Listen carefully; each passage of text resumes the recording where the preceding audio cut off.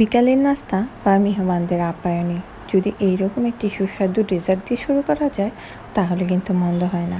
তাই আজকে আমি আপনাদের জন্য নিয়ে আসলাম শাহি টুকরা। আর এটা রান্না করার জন্য এখানে আমি কর্নফ্লাওয়ার গুলিয়ে নিয়েছি আর পাউরুটিগুলোকে এভাবে স্লাইস করে নিয়েছি। আর এই দিকে আমি দুধগুলোকে ঘন করে জাল দিয়ে কর্নফ্লাওয়ার গুলিয়ে রাখাগুলো দিয়ে নিলাম আর ভালোভাবে মিশিয়ে নিব যাতে তলানিতে লেগে না যায়।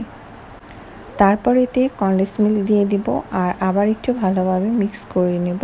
আর দুধটা ততক্ষণ পর্যন্ত ঘন করব যতটুকু পর্যন্ত ঘন আপনারা চান। আর এখন আমি ফ্রাই প্যানে একটু ঘি দিয়ে নিলাম আর আমি এই পাউরুটিগুলো ঘি দিয়ে ভেজে নেব।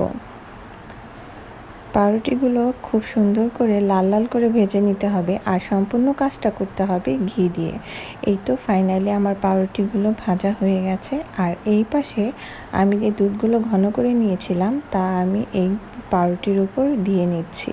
আর এটা পাউরুটিকে যতক্ষণ পর্যন্ত পুরোপুরি না ভেজে যাবে আমি এই দুধগুলো দিয়ে পাউরুটিগুলো ভালোভাবে ভিজিয়ে নেব। আর এই তো এইভাবেই আমার শাহি টুকরাটা রেডি হয়ে যাবে। দারুণ মজাদার এই ডেজার্টটি আপনারাও বাসায় ট্রাই করতে পারেন। আর এটা বড় থেকে ছোট সবাই খুব লাইক করে। আমার পরিবারে যখনই শাহি টুকরা বানানো হয় তখনই তাদের অন্য কোনো নাস্তার আর প্রয়োজনই পড়ে না। আর এটা খেতে এত সুস্বাদু আর মজাদার যা বলে বোঝানো যাবে না। আপনারা অন্তত একবার হলেও এই ডেজার্টটি ট্রাই করে দেখতে পারেন। দেখতে যেমনটাই সুন্দর খেতে তেমনটাই মজার এই ডেজার্ট।